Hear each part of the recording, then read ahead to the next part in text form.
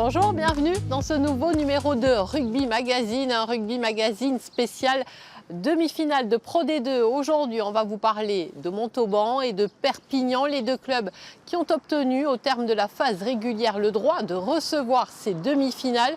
Nous sommes à Sapiac, c'est l'antre mythique de Montauban. Dans quelques heures, elle va être surchauffée. C'est l'occasion pour nous de vous raconter l'histoire de ce stade, un stade si particulier. C'est dans quelques instants, mais d'abord le sommaire. Il va disputer sa troisième demi-finale avec Montauban, rencontre avec Amédée Domenech. Portrait de l'un des hommes forts de l'USAP, le jeune pilier Enzo Forletta. Mais d'abord, plongé dans la cuvette, celle de Sapiac, plus qu'un stade, un mythe.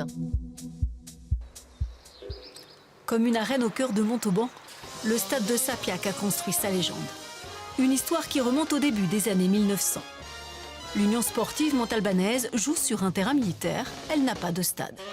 Les dirigeants du club achètent alors une ancienne carrière en forme de cuvette dans le quartier de Sapiac. Sur cette parcelle, on construit un terrain de rugby et une piste cyclable. Au fil des générations de joueurs, la cuvette de Sapiac forge sa réputation, celle d'une place forte imprenable. Monsieur Bourgade, monsieur Barrière, comment allez-vous? Et toi, ça va? Raymond Barrière et Francis Bourgade n'ont rien oublié de cette ferveur des jours de match. Ceux de 1967, année historique où il décroche le bouclier de Brennus avec l'USM. Il est premier attaquant d'ailleurs derrière Den. Encore une attaque et c'est encore Longueur qui va marquer. moi ce que j'en ai le plus de souvenirs, c'est il y avait la barrière qui dégageait du terrain, elle était en fer, quoi. C'était du fer, du lierre fer. Et les gens qui tapaient là, bon, ça faisait un bruit assourdissant. Alors les buteurs, quand ils étaient là, ils entendaient du bruit. Au milieu, il y avait un monsieur à l'imperméable qui travaillait au commissariat à Montauban. C'était le chef de la meute. Ah oui, oui. Pour critiquer. Et les équipes souffrent sur la pelouse de Sapiac. Humidité, brouillard, l'état du terrain impose un jeu rugueux et viril. C'était un terrain épouvantable, hein. Comme en France d'ailleurs, il n'y avait pas que celui-là. Et Montauban avait la réputation du jeu d'avant dans la boue, le dribbling de l'époque. Voilà. Le dribbling de l'époque. Et la cuvette sera plusieurs fois complètement inondée. En 1996, l'eau recouvre le stade et monte jusqu'aux barres transversales des poteaux. Sapiac, les pieds dans l'eau, Sapiac qui chavire de bonheur. Le stade en aura connu des grands moments. Écoutez, cette ambiance ici à Sapiac, c'était la fête, on vous l'avait promis, et la voici. Daniel Bory a tout vécu dans cette enceinte. Comme président de l'USM, mais aussi comme joueur, il se souvient d'un public omniprésent derrière son équipe. Toute la semaine, quand vous êtes joueur de l'USM, vous êtes connu, reconnu, donc vous vous sentiez investi un peu d'une mission lorsque le week-end arrivait. Et bien sûr, il fallait gagner parce que voilà, on était fiers et voilà, on voulait passer une bonne semaine. Aujourd'hui, Sapiac s'apprête à écrire une nouvelle page de son histoire. Une demi-finale à domicile pour peut-être retrouver l'élite du rugby français. Son grand-père a donné son nom, son prénom au stade de Brive. Amédée Domenech, version petit-fils. C'est l'un des hommes de base de l'US Montauban. Il a joué 3 demi-finales avec ce club. Amédée Domenech est l'invité de Rugby Magazine. Regardez, le chapeau est prêt, on l'attend.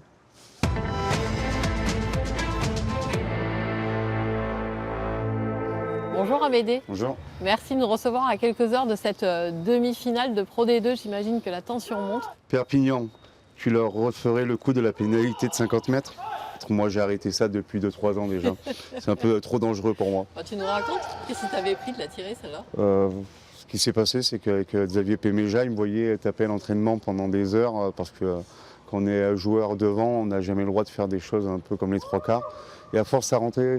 Et un jour, il m'a dit, bah, tiens, contre Perpignan, si à partir des 50 mètres, si Wesley Dunlop la sent pas, ça sera toi. Écoute, je l'ai prise à les passer. J'étais mort de rire parce que tout le monde recherchait le 10 buteur et non, c'était le 8 qui avait tapé. Donc, c'est quoi la force de Montauban? La force de Montauban, c'est qu'il n'y a pas forcément de stars et qu'on est tous des revanchards. Je te le disais tout à l'heure, ce qui est fort ici, c'est qu'on a un peu vécu un échec dans d'autres clubs et que Montauban nous a laissé la chance de rebondir. Comme je le dis souvent, on n'est pas les All Blacks et ça arrive aussi d'avoir des défaillances et de rater un match. On en a raté quelques-uns cette année, mais à la fin, on arrive à être deuxième. Personne ne nous attendait, mais ce qui est fort, c'est que voilà, à la fin, on est en demi, on n'a pas le plus gros, on n'a pas le plus gros budget du championnat, mais on y arrive. C'est ça le groupe. Oui, c'est des cons, mais je les aime bien. Recevoir en demi, c'est un avantage. Cette année, ce qui est formidable, c'est que l'engouement du public ici, c'est aussi une des forces de Montauban. Les gens, c'est pas les plus riches du monde, mais pour le club, ils donneraient tout. Et depuis que je suis là, ça m'émerveille. Parce qu'ils sont toujours là, même si c'est à l'autre bout de la France, ils viennent. Et c'est pour eux aussi qu'on leur offre ça. Parce que ça fait du bien aussi à ces gens-là de revivre ce qu'ils ont perdu il y a une dizaine d'années quand ça s'est un peu effondré à Montauban. Il y avait le duc. Rêves-tu d'être le roi de Sapiac? Le duc, c'était le surnom de ton grand-père, tu viens de l'évoquer. Ouais. Après, oui, il y a juste un truc, c'est que mon grand-père a écrit l'histoire à Brive et moi, j'avais besoin d'écrire la mienne. Initialement, j'étais prédestiné à faire quelque chose à Brive et je me suis court-circuité peut-être ou ça n'a pas marché, mais c'est pas grave parce que ça a pu me relancer ailleurs. Après, Montauban m'a donné la chance de rebondir et pour ça, je leur en remercie. Après, je veux pas être le roi de quoi que ce soit, je veux juste être un joueur d'ici et écrire aussi ma petite page à moi. J'avais un grand-père assez vedette qui faisait tout et n'importe quoi et ça passait la plupart du temps, donc c'était assez original. Tu te vois où dans 10 ans? Je me vois à Nègrepelisse, c'est un petit village à côté de Montauban, comme je t'ai dit, et j'ai créé ma vie ici et on ne devrait jamais quitter Montauban. Je suis arrivé, je ne partirai jamais. C'est sûr? Ah, c'est sûr. Je suis heureux ici. J'ai tout gagné ici et pourquoi partir quand on est heureux chez soi? J'ai une super famille et c'est ça qui est important pour moi. Merci Amédée, qu'est-ce qu'on peut te souhaiter? Que du bonheur.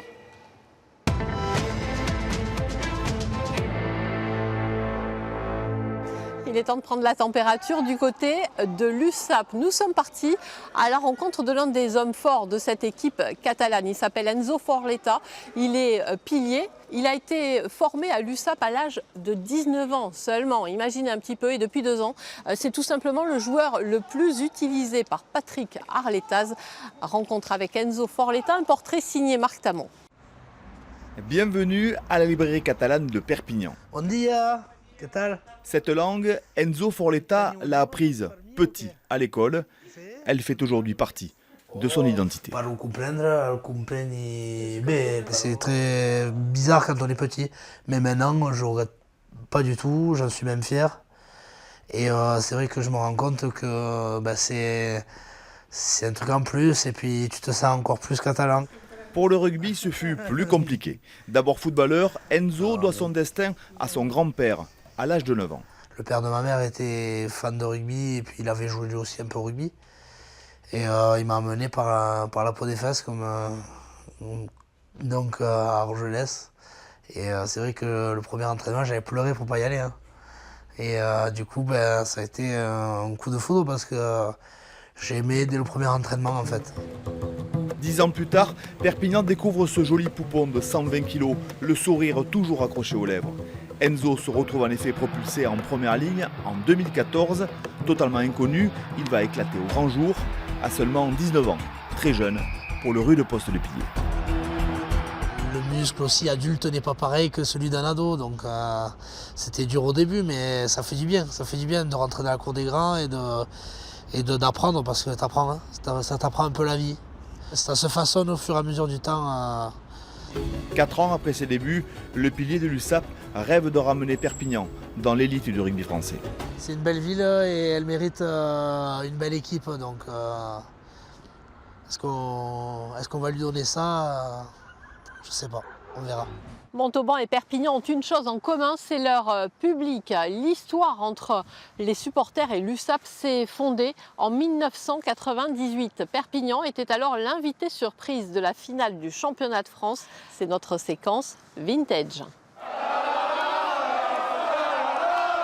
L'Estac à Paris, reprise par 40 000 Catalans au Stade de France, record de supporters inégalé. Le printemps 1998 fut une immense fête. La chanson de Youziak, introduite dans le vestiaire des joueurs par l'entraîneur Alain Texidor, va devenir l'hymne d'un pays catalan, fier d'afficher ses couleurs. C'était un lien qui reliait les joueurs entre eux, les spectateurs, et on représentait la catalanité performante. Performante car l'USAP, plus que d'autres, va s'en donner les moyens. Beaucoup de joueurs sont encore agriculteurs ou commerçants. Ils vont rentrer de plein pied dans un rugby qui vient tout juste de passer professionnel. On mangeait rugby, on dormait rugby, on vivait rugby. Et l'exigence qui était celle qui était demandée, elle était très très sévère et très pointue. Le gros fait changeant, c'est qu'on est passé de, on va dire, 2 entraînements et demi par semaine à 12, quoi. Très loin d'être favorite en début de saison, l'USAP 98 va renverser les grosses écuries de l'époque. Le Castres de Castaignède en quart, puis le Colomiers de Galtier en demi. Depuis toujours, à Perpignan, on cultive cet esprit de revanche, de dire que bon, mais on est un peu les oubliés du fond de la France, un peu les facochères du rugby, et qu'il faut tous se gagner sur le terrain. Et même si on n'avait pas trop de talent, on avait du cœur et on voulait montrer ça, je crois. Un parcours surprise qui va s'accompagner d'une douce folie populaire.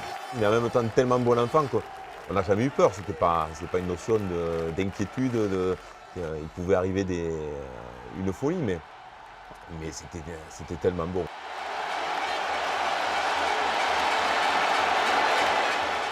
Moi j'ai failli m'évanouir, il y avait trop de monde. Il fallait que je récupère, j'ai pas pu. Même nous, on a été tellement surpris de voir autant de monde qu'on se dit qu'on a touché les gens et on les a aidés à rêver un peu. Par ces dimanches, comme on peut dire, ensoleillés, de fêtes, de grillades, d'apéritifs, qui aident aussi. Hein.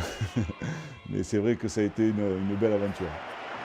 La fin de l'histoire sportive fut plus cruelle avec une défaite en finale face à une équipe du Stade français constellée de grands joueurs. Mais l'accueil lors du retour à Perpignan fut magnifique. Comme si le public savait déjà que cette équipe avait fait basculer l'USAP dans le bon wagon du rugby professionnel. Il est temps de laisser la place aux acteurs de ces demi-finales. Je vous souhaite un excellent week-end sur France 3. Je vous dis à samedi prochain.